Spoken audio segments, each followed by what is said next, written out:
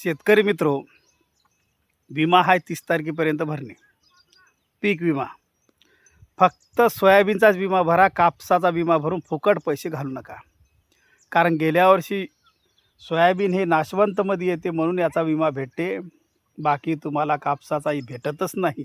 किती नासला सडला काही जरी झालं, गेल्या वर्षी दुनियाभरचं नुकसान झालं कापसावाल्याचं, पण त्याला एकही रुपया भेटला नाही. कापसाचा विमा भेटत नाही. उगं निरर्थक विमा कंपनीला पैसे जमा करू नका, तुमचं नुकसान होते.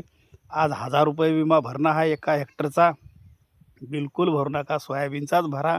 1000 रुपये तुम्हाला कामी येतात, फवारणीला कामी येतात, लेकराबाळाच्या शिक्षणाला कामी येतात. पण कापसाचा विमा भरू नका. भरसाल तर सोयाबीनचा भरा. फक्त सोयाबीनचा विमा मिळते. किती पाणी झालं, किती नुकसान झालं, किती काही जरी झालं तरी विमा कंपनी तुमच्या कापसाचा विमा देत नाही, फक्त सोयाबीनचा विमा देते.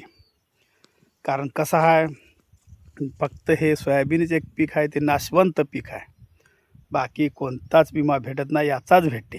हां, पहा बा तुमच्या विचारांचे भरू वाटलं ते भरा, पण कापसाचा भेटला नाही, भेटतही नाही.